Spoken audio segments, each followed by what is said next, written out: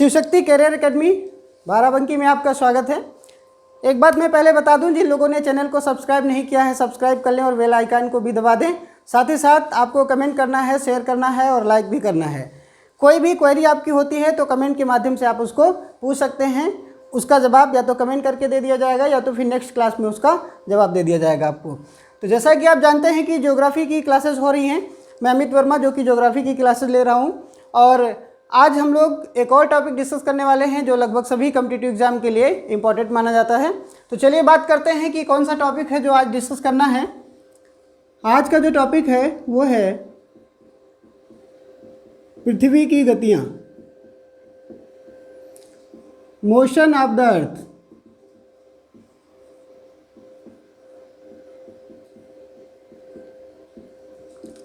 आज का टॉपिक क्या है? Motion of the earth. तो सबसे पहले जानेंगे कि पृथ्वी की गतियाँ कितने प्रकार की होती हैं और उसकी कौन सी गति के कारण क्या प्रभाव पड़ता है, मौसमी दशाओं पर क्या प्रभाव पड़ता है, सीजन्स क्या चेंज होते हैं, या दिन रात की घटना जो होती है वो पृथ्वी की कौन सी गति के कारण होती है। तो पृथ्वी की गतियाँ मुख्य रूप से कितने प्रकार की? दो प्रकार की। कौन कौन सी दो गतियाँ हैं पृथ्वी की? एक तो हो गया घूर्णन गति, जिसको कहते हैं परिभ्रमण। घूर्णन को कहते हैं परिभ्रमण। और दूसरे प्रकार की जो गति है वो है परिक्रमण।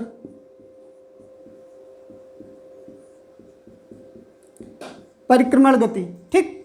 घूर्णन को इंग्लिश में क्या कहते हैं? ज्योग्राफी में एक बात आपको ध्यान रखना है कि बहुत सारे इंग्लिश टर्म जरूर ध्यान रखना है, क्योंकि कभी कभी वो इंग्लिश टर्म करके आ जाता है, ठीक।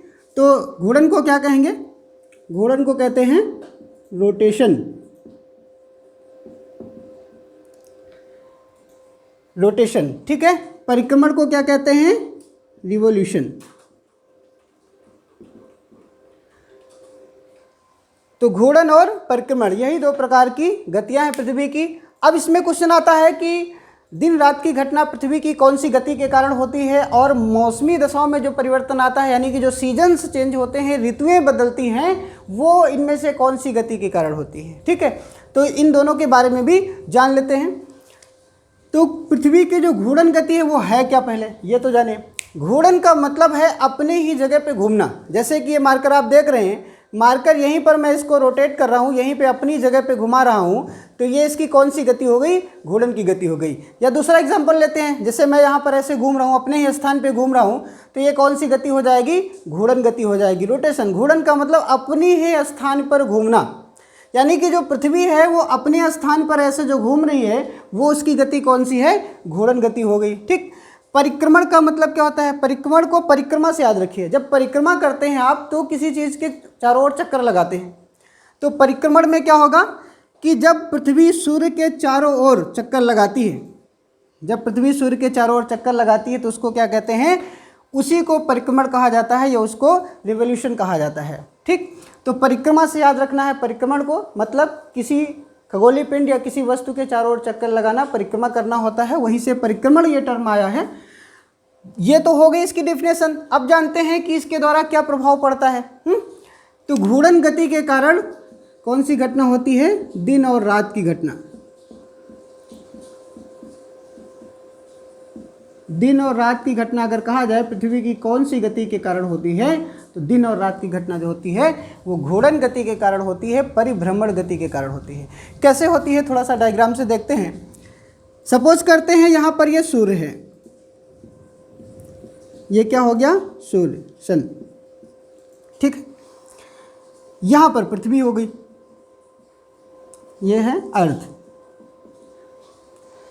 अब देखिए सूर्य का प्रकाश लगातार पड़ता रहता है। ये यहाँ पर एक जो लाइन आप देख रहे हैं ये इसका जो है झुकाव है पृथ्वी का, क्योंकि पृथ्वी कितने एंगल पर झुकी है कि भी प्रश्न आता है। तो पृथ्वी 23.5 डिग्री पर झुकाव है इसका, आगे अभी बात करते हैं। तो ये हिस्सा जो है पृथ्वी का वो सूर्य के सामने रहता है। तो जो हिस्सा पृथ्वी का सूर्य के सामने रहता है वहाँ सूर्य का प्रकाश पड़ता रहता है, और जब सूर्य का प्रकाश पड़ेगा तो वहाँ पर क्या होगा? वहाँ पर दिन होगा। ठीक उसके विपरीत दिशा में जहाँ पर सूर्य का प्रकाश नहीं पहुँच पा रहा है वहाँ पर रात होती है। अब देखिए पृथ्वी क्या है, घूर्णन कर रही है ना। अभी हमने क्या कहा, घूर्णन गति के कारण ही दिन और रात की घटना होती है। ये मान लीजिए मार्कर को सपोज दैट आप मान लीजिए कि अर्थ है, पृथ्वी है, तो ये हिस्सा सूर्य के सामने यहाँ पे प्रकाश पड़ रहा दिन होगा, ये हिस्सा उसकी विपरीत दिशा में है तो यहाँ पर रात होगी। अब ये पृथ्वी पश्चिम से पूरब दिशा में घूर्णन करती है और इस तरीके से घूम रही है, तो जिस हिस्से में अंधेरा था, रात थी, वो जब सूर्य के समक्ष आ गया, सूर्य के सामने आ गया घूमकर, तो वहाँ दिन हो गया, और जिस भाग में दिन था, सूर्य का प्रकाश पड़ रहा था, वो उसकी विपरीत दिशा में पहुँच गया तो वहाँ पर रात हो गई। इस तरीके से ये आप देख सकते हैं कि दिन और रात की घटना पृथ्वी के अपने ही जगह पर घूमने से होती है। अच्छा, सपोज करें माने कि अगर पृथ्वी का घूर्णन रुक जाए या पृथ्वी घूर्णन करना बंद कर दे तो क्या होगा, है ना। पृथ्वी अगर घूर्णन करना बंद कर दे, एक ही स्थान पे हमेशा ऐसे रहे, घूमे ना, ठीक है, तो क्या होगा कि सूर्य का प्रकाश जिस भाग में पड़ेगा वहाँ पे तापमान बहुत ज़्यादा बढ़ जाएगा, यानी कि वहाँ पर जो है फसलों के लिए, वनस्पतियों के लिए और जीवों के लिए उपयुक्त परिस्थितियां नहीं रहेंगी। ठीक उसके विपरीत दिशा में सूर्य का प्रकाश नहीं जाएगा तो वहाँ पर भी जीवन क्या होगा, संभव नहीं होगा, क्योंकि सूर्य का प्रकाश नहीं पड़ेगा तो पेड़ पौधे और फसलें नहीं होंगी, वनस्पतियाँ नहीं होंगी, तो वनस्पतियाँ नहीं होंगी तो जीव तो वनस्पतियों पे ही निर्भर है, तो जीव भी नहीं होंगे। यानी कि पृथ्वी अगर घूर्णन करना बंद कर दे तो पृथ्वी का एक हिस्सा इतना ज़्यादा गर्म हो जाएगा, इतना ज़्यादा तापमान हो जाएगा कि वहाँ पर भी जीवन धीरे धीरे नष्ट हो जाएगा, और जिस हिस्से में सूर्य का प्रकाश नहीं पड़ रहा, अंधेरा ही रहेगा, वहाँ पर भी जीवन धीरे धीरे नष्ट हो जाएगा। इसलिए जो पृथ्वी घूर्णन कर रही है उसका घूर्णन करना आवश्यक है। तो दिन रात की घटना किसके कारण, घूर्णन के कारण। घूर्णन गति क्या है, पृथ्वी का अपने ही अक्ष पर अपने ही जगह पे रोटेट करना या घूमना घूर्णन कहलाता है। तो ये तो घूर्णन से हो गई। दूसरी बात आती है कि पृथ्वी का जो है रोटेशन का टाइम पीरियड क्या है, कितने, किस स्पीड से, है ना, किस स्पीड से, ये भी जान लेते हैं।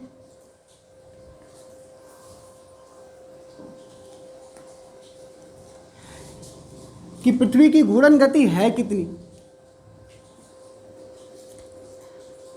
तो पृथ्वी की जो घूर्णन गति है वो 27.9 किलोमीटर प्रति मिनट।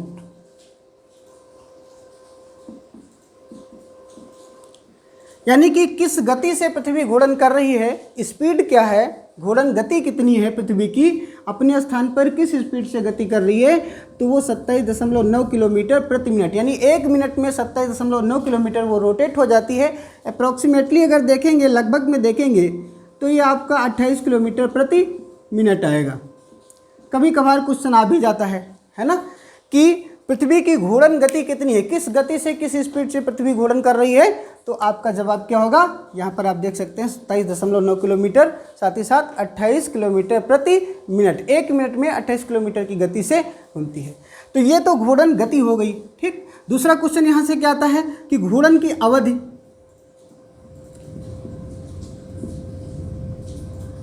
अवधि यानी कि टाइम। देखो स्पीड अलग है और टाइम अलग है, आप जानते हैं। तो अवधि क्या होगी, मतलब कितने समय में एक चक्कर लगा लेती है। अगर ये कहा जाए पृथ्वी कितने समय में एक चक्कर लगा लेती है, तो वही कहा जाएगा कि वो घूर्णन की अवधि है या फिर रोटेशन की अवधि है, टाइम है। लेकिन अगर पूछा जाए घूर्णन गति, तो आपको ये बताना है। तो पृथ्वी, वैसे तो हम लोग सामान्यतः जानते हैं कि 24 घंटे। देखिए ये क्वेश्चन जब आता है तो ऑप्शन पे भी डिपेंड करता है। ऑप्शन पे भी कैसे डिपेंड करेगा, जैसे 24 घंटे ऑप्शन में दिया है, 23 घंटे 56 मिनट दिया है, ठीक है, 25 घंटे दिया है, 23 घंटे दिया है, तब आप एग्जैक्ट पता होगा। 23 घंटे 56 मिनट है तो वही बताओगे। अगर 23 घंटे 56 मिनट नहीं है, 24 घंटे, 25 घंटे, 28 घंटे, 27 घंटे ऐसे दिया है, तो आप क्या बताओगे, तब आप 24 घंटे बताओगे। एग्जैक्ट जो इसका लगभग में समय है घूर्णन का, वो है 23 घंटे 56 मिनट और 4 सेकेंड, है ना। सेकेंड को आप छोड़ दीजिए, केवल आप इतना याद रखिए, ये ज़्यादा महत्वपूर्ण है कि पृथ्वी के घूर्णन की अवधि कितनी है, अपने स्थान पर एक चक्कर पृथ्वी कितने समय में लगा लेती है, तो 23 घंटे 56 मिनट में। लेकिन सुविधा के लिए हम लोग इसको सामान्यतः 24 घंटे बोल देते हैं। एक बार एसएससी में प्रश्न आया है और ये ऑप्शन में भी था, और 24 घंटे भी ऑप्शन में दिया था। तो अगर 23 घंटे 56 मिनट दिया है तो 24 घंटे को नहीं लगाएंगे, वरना क्या हो जाएगा, गलत हो जाएगा। तो क्या क्या देखा, घूर्णन की अवधि, तो ये बताना है, घूर्णन की गति तो ये बताना है, और दिन रात की घटना पृथ्वी की कौन सी गति के कारण होती है, तो घूर्णन गति के कारण होती है। रोटेशन से ये 3 प्रकार के महत्वपूर्ण प्रश्न बनते हैं। अब आते हैं रिवोल्यूशन पर, यानी कि पृथ्वी की जो परिक्रमण गति है इस पर आते हैं। पृथ्वी की परिक्रमण गति, रिवोल्यूशन। तो परिक्रमण क्या है, आपको पहले बताया जा चुका है कि पृथ्वी का सूर्य के चारों ओर चक्कर लगाना, इसी को क्या कहते हैं, परिक्रमण कहा जाता है। ठीक, परिक्रमण काल इसका कितना है ये भी जान लेंगे, और परिक्रमण गति के कारण क्या प्रभाव पड़ता है पृथ्वी पर। तो परिक्रमण गति के कारण ही क्या होता है, ऋतुएं बदलती हैं, सीजन्स चेंज होता है। जैसे ग्रीष्म ऋतु आ गई, शीत ऋतु आ गई, ठीक है, तो सीजन्स चेंज होते हैं। पृथ्वी की परिक्रमण गति के कारण क्या होता है, ऋतुएं बदलती हैं ना, ग्रीष्म ऋतु, शीत ऋतु, ये सारी आती रहती ना, तो ऋतुएं बदलती हैं। ठीक है, दिन रात की घटना घूर्णन के कारण, और ऋतुएं जो बदलती हैं, सीजन चेंज होते हैं, वो परिक्रमण के कारण। अब बात आती है कि परिक्रमण गति कितनी होती है इसकी, पृथ्वी की परिक्रमण गति कितनी है। तो ये है 29.8 किलोमीटर प्रति सेकेंड। लगभग में आप इसको कह सकते हो 30 किलोमीटर प्रति सेकेंड कह सकते हो, या है ना। तो किस गति से, अभी देखा घूर्णन गति कितनी है, यानी कि घूर्णन किस स्पीड से करती है। अब बात कर रहे हैं परिक्रमण किस स्पीड से। तो परिक्रमण की जो गति है, स्पीड है, रिवोल्यूशन स्पीड है, पृथ्वी की सूर्य के चारों ओर चक्कर लगाने की जो स्पीड है वो कितनी है, 29.8 किलोमीटर प्रति सेकेंड। ठीक है, लगभग में 30 किलोमीटर प्रति सेकेंड। तो ये स्पीड भी पूछी जाती है। दूसरा कि परिक्रमण की अवधि, यहाँ पर भी प्रश्न आ सकता है ना, कि परिक्रमण का टाइम पीरियड क्या होगा। तो परिक्रमण की अवधि यानी कितने समय में पृथ्वी सूर्य का एक चक्कर लगा लेती है।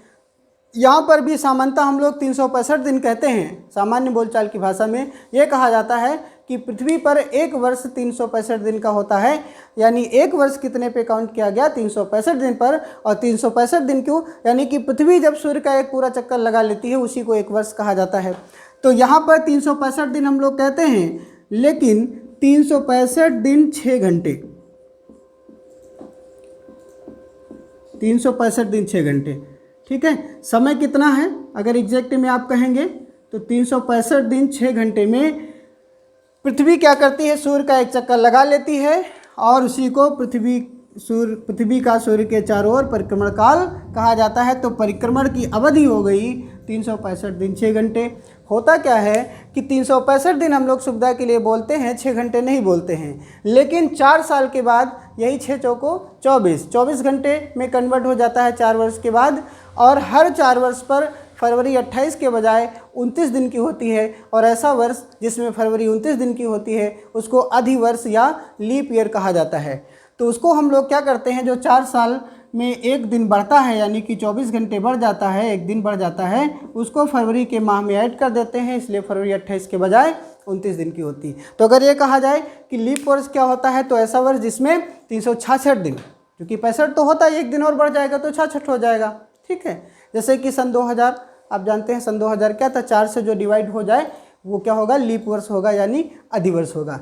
तो सामान्य बोलचाल की भाषा में 365 दिन ही कहते हैं, लेकिन ऑप्शन में अगर ये दिखेगा 365 दिन 6 घंटे तो आपको 365 दिन 6 घंटे ही बताना है, और फिर ये 4 साल में 366 दिन बन जाएगा, और ये वर्ष क्या कहलाएगा, अधिवर्ष कहलाएगा। दूसरी बात यहाँ से एक और डिस्कस कर लेते हैं। जैसे कभी कभी क्वेश्चन आ जाता है कि सौर दिवस कितने दिन का होता है, सोलर डे, सौर दिवस या सोलर डे। तो पहली बात ये है क्या, सौर दिवस क्या है, किसे सौर दिवस कहेंगे। दूसरी बात, सोलर डे कितने दिन का होता है। ठीक, तो जब पृथ्वी सूर्य का एक चक्कर पूरा कर लेती है, जितने समय में, कितने समय में, 365 दिन 6 घंटे में, तो इसी को क्या कहा जाता है, सौर दिवस कहा जाता है। यानी पृथ्वी का सूर्य के चारों ओर एक चक्कर पूरा करना क्या कहलाता है, उसी को सौर दिवस भी कहा जाता है, उसी को परिक्रमण भी कहा जाता है। और ये टाइम पीरियड यहाँ पर आप देख सकते हैं। तो ये बहुत ही महत्वपूर्ण क्वेश्चन यहाँ से बनते हैं। इसके अलावा अब बात करने वाले हैं कि जो ऋतुएं बदलती हैं उसमें कब बड़ा दिन होता है, कब छोटा दिन होता है, ये सारे प्रश्न भी यहाँ से आते हैं कि उत्तरी गोलार्ध में सबसे बड़ा दिन कब होता है, विषु कब होता है, या फिर जो है कभी बसंत विषु है ना, शरद विषु, ये सारे क्वेश्चन आ जाते हैं। और दक्षिणी गोलार्ध में सबसे बड़ा दिन छोटा दिन कब होता है, ये सारे क्वेश्चन। तो इसी टॉपिक में अगली जो हेडिंग है हम लोग बात करने जा रहे हैं वो है पृथ्वी का परिक्रमण और ऋतुएं।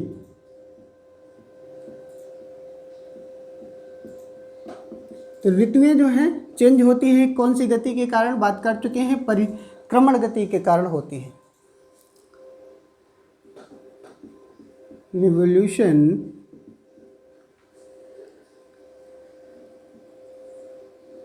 ऑफ द अर्थ,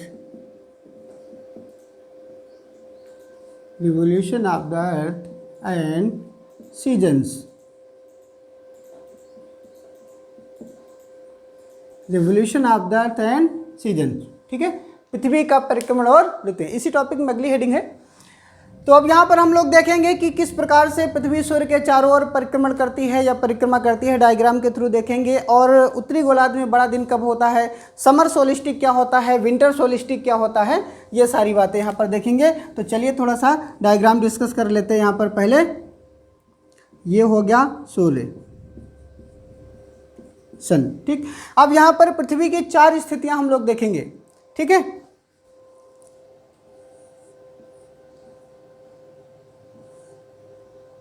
ये पृथ्वी की एक स्थिति हो गई, ये यहाँ पे कर्क रेखा बना दिया और ये मकर रेखा बना दिया।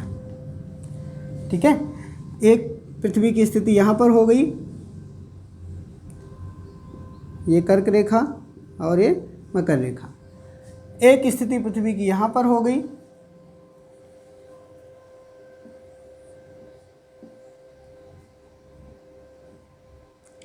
ये कर्क रेखा और ये मकर रेखा।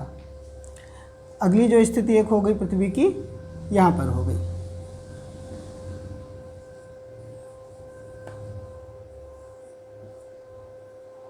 ये भी कर्क रेखा और ये भी मकर रेखा।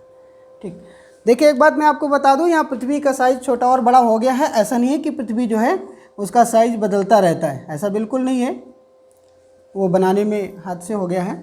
ठीक है, ये मत सोचिएगा कि यहाँ थोड़ा सा बड़ी दिख रही है, यहाँ आती है तो छोटी हो जाएगी, फिर यहाँ फिर थोड़ा सा अपने साइड में आ जाएगी, यहाँ फिर, ऐसा बिल्कुल नहीं है। ये पृथ्वी की 4 स्थितियाँ हैं। पृथ्वी एक ही है, अलग अलग समय में अलग अलग स्थिति पर रहती है, और ये इसलिए 4 डायग्राम दिखाए गए हैं यहाँ पर अर्थ के। ठीक है, पृथ्वी के। तो ये सूर्य हो गया और ये जो है पृथ्वी है, अर्थ। यहाँ पर ही मैंने लिख दिया है, इसका मतलब है अर्थ यानी कि पृथ्वी। अक्षांश देशांतर में आप जानते हैं कि अक्षांश रेखाएं जो है वो भी काल्पनिक रेखाएं, पृथ्वी पर देशांतर रेखाएं भी हैं। तो यहाँ पर ये जो है ये 0 डिग्री अक्षांश है, जिसको भूमध्य रेखा, विषुवत रेखा कहा जाता है। बीच में यहाँ पर आप देख सकते हैं ये भी 0 डिग्री अक्षांश हो गया, ये भी यहाँ पर 0 डिग्री अक्षांश और ये भी यहाँ पर 0 डिग्री अक्षांश, जिसको भूमध्य रेखा या विषुवत रेखा कहा जाता है। ये कर्क रेखा 23.5 डिग्री उत्तरी अक्षांश होती है और ये मकर रेखा 23.5 डिग्री दक्षिणी गोलार्ध में होती है, तो दक्षिणी अक्षांश इसको कहा जाता है। ठीक ऐसे ये भी 23.5 डिग्री कर्क रेखा और ये 23.5 डिग्री दक्षिण में मकर रेखा, ये भी 23.5 और ये भी 23.5, ये ऊपर की कर्क रेखा उत्तरी गोलार्ध में और ये मकर रेखा। ठीक है, अब यहाँ पे एक डायरेक्शन देखते हैं कि पृथ्वी की जो है परिक्रमण की जो डायरेक्शन है वो क्या है, दिशा क्या है। तो पश्चिम से पूर्व दिशा में पृथ्वी सूर्य के चारों ओर चक्कर लगाती है। कौन सी दिशा में, पश्चिम से पूर्व दिशा में चक्कर लगाती है। ठीक, ये डायग्राम आप देख सकते हैं, ये सन की रेज हैं, सूर्य की किरणें, जो यहाँ पर एरो के थ्रू आपको दिखाया जा रहा है। ठीक, ये तारीख होती है 21 जून की, ये तारीख क्या होती है, 21 जून को। इसको उत्तरी अयनांत कहा जाता है।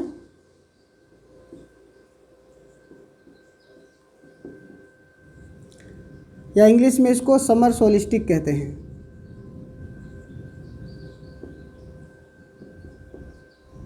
समर सोलिस्टिक। ठीक, और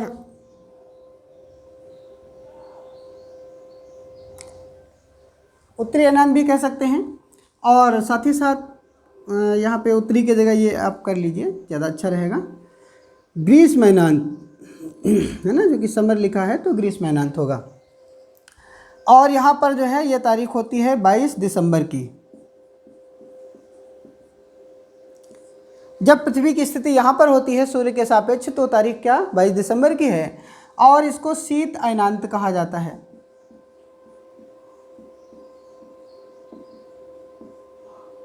क्या कहते हैं इसको? शीत अयनांत या विंटर सोलिस्टिक।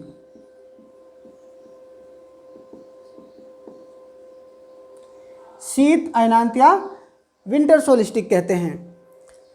ये तारीख जो होती है 21 मार्च, और यहाँ पर जो तारीख है ये है 23 सितंबर। ठीक है, 23 सितंबर। चलिए मैं इधर लिख दे रहा हूँ यहाँ पर। ठीक है, यहाँ पे लिखना था लेकिन स्पेस नहीं था। चलिए दूसरी बात, ये 21 मार्च और 23 सितंबर की जो स्थिति होती है इसको विषु कहा जाता है। ठीक है, विषु कहते हैं। पूछा जाता है कि इक्विनॉक्स कब होता है, विषु कब होता है, तो 21 मार्च और 23 सितंबर को होता है। इसी के साथ कभी कभी क्वेश्चन थोड़ा सा और क्लोज बन जाता है तो पूछ लेता है कि वसंत विषु कब होता है। क्या पूछता है? वसंत विषु कब होता है और शरद विषु कब होता है, यानी स्प्रिंग इक्विनॉक्स और ऑटम इक्विनॉक्स। तो इसको कहते हैं, ये होता है 21 मार्च को जो होता है वो होता है वसंत विषु, है ना। तो वसंत विषु को इंग्लिश में क्या कहेंगे? Spring equinox. इक्विनॉक्स क्या होता है अभी मैं बता रहा हूँ। और ये जो आपका है ये है शरद विषु। ये आपका शरद विषु मैं इधर लिख दे रहा हूँ।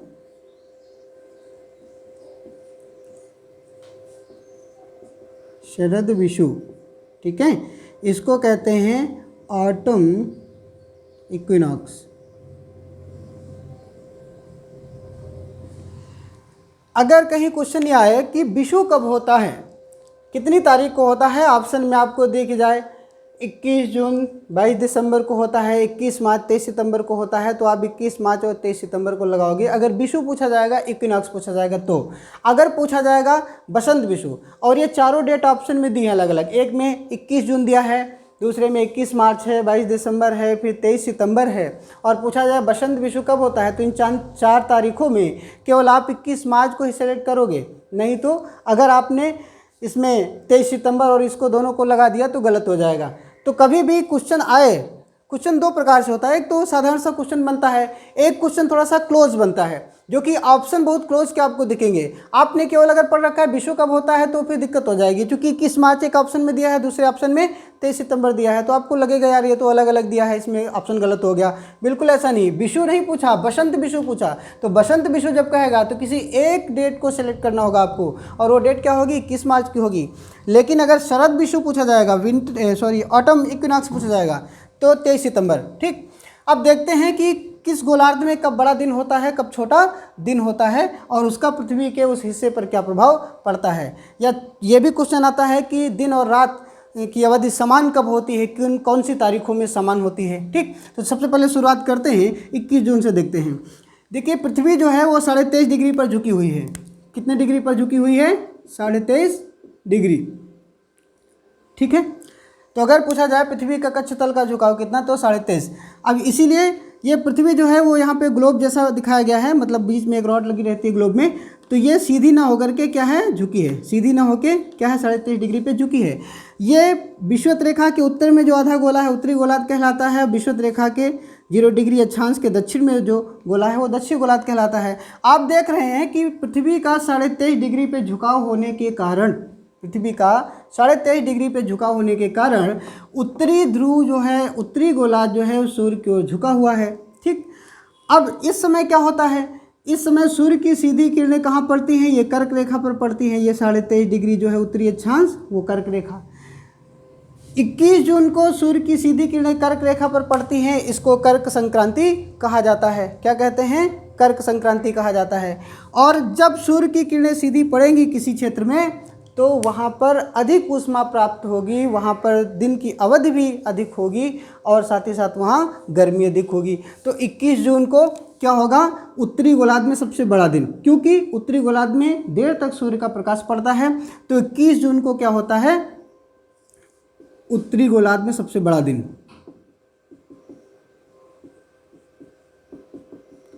उत्तरी गोलार्ध में सबसे बड़ा दिन पूछा जाता है कब होता है, तो उत्तरी गोलार्ध में सबसे बड़ा दिन 21 जून को होता है। अब देखिए विपरीत स्थिति यहाँ दक्षिण गोलार्ध में, जब उत्तरी गोलार्ध में सबसे बड़ा दिन होगा तो दक्षिण गोलार्ध में सबसे छोटा दिन होगा। ठीक है, भारत यहाँ पर स्थित है, कर्क रेखा जो है भारत के लगभग मध्य भाग से होकर के जाती है। ये भारत की स्थिति यहाँ पे आ गई। तो भारत उत्तरी गोलार्ध में स्थित है, इसलिए 21 जून को उत्तरी गोलार्ध में क्या होता है, गर्मी का मौसम होता है, जो कि यहाँ सूर्य की किरणें सीधी पड़ती हैं। तो जब उत्तरी गोलार्ध में दिन केवल सबसे बड़ी होगी तो दिन 12 घंटे से अधिक का हो जाएगा, तो रात 12 घंटे से कम की हो जाएगी। यानी 21 जून को उत्तरी गोलार्ध में सबसे बड़ा दिन और सबसे छोटी रात होती है। ठीक इसके विपरीत दक्षिण गोलार्ध में 21 जून को क्या होता है, सबसे छोटा दिन और सबसे बड़ी रात होती है। अब आ जाते हैं कहाँ पर, 22 दिसंबर। अभी इसकी भी बात करेंगे। अब यहाँ आ जाते हैं 22 दिसंबर को।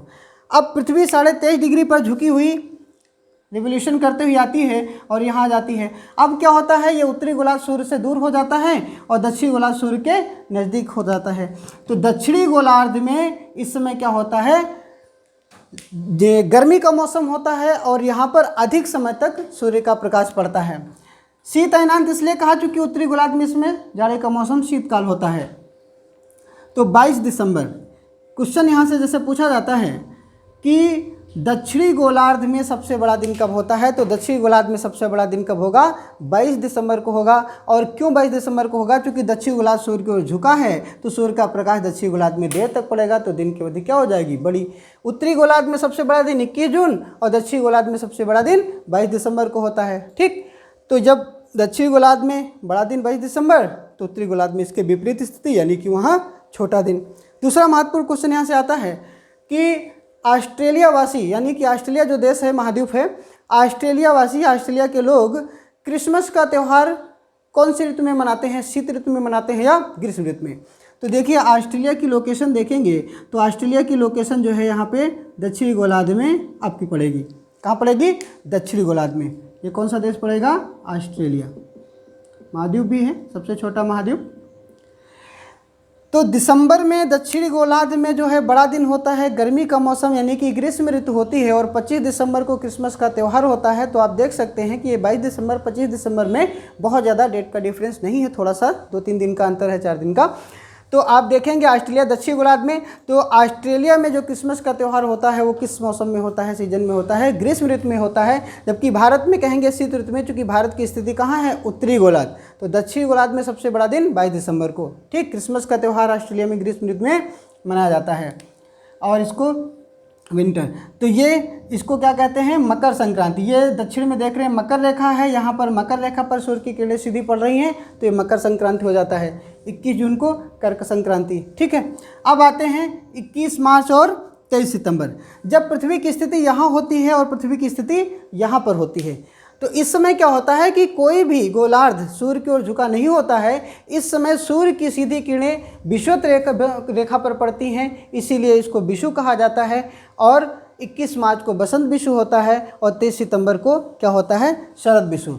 तो अगर कहा जाए दिन और रात की अवधि बराबर कब होती है, तो दिन और रात की अवधि बराबर कब होगी, 21 मार्च और 23 सितंबर को। आप इसको देख सकते हैं, 12 घंटे का दिन होगा और लगभग 12 घंटे की रात होती है। तो इस तरीके से हम लोग यहाँ पर देखिए विषु कब होता है, कब बड़ा दिन होता है, कब छोटा दिन होता है। साथ ही साथ ध्रुवों पर जो है वो 6 माह के लिए अंधेरा रहता है और 6 माह के लिए क्या रहता है, प्रकाश रहता है। उसका कारण यही है कि पृथ्वी का सूर्य के चारों ओर चक्कर लगाना और पृथ्वी का झुकाव। यहाँ पर एक रेखा है ध्रुव वृत्त, ठीक है, उत्तरी ध्रुव वृत्त, दक्षिणी ध्रुव वृत्त, जो 66.5 डिग्री होती है। तो ध्रुव वृत्त के उत्तर में ये और दक्षिणी ध्रुव वृत्त के यहाँ पर दक्षिण में ध्रुव के पास ये लंबे समय तक सूर्य का प्रकाश पड़ता है, इसलिए 6 माह का दिन और 6 माह की रात होती है। तो इस प्रकार आप यहाँ पर देखें कि छोटा दिन कब होता है उत्तरी गोलार्ध में, बड़ा दिन कब होता है, और ऑस्ट्रेलिया में ग्रीष्म ऋतु में जो है क्रिसमस का त्यौहार मनाया जाता है, बसंत विषु कब होता है और शरद विषु कब होता है। ठीक है, तब चलिए ये टॉपिक आपका फिनिश हो गया। अभी इसमें बात करेंगे और उपसौर और अपसौर की। ठीक है, तो इस वीडियो में इतना ही। उपसौर अपसौर को जो है अगले नेक्स्ट वीडियो में हम लोग डिस्कस करने वाले हैं। Thank you.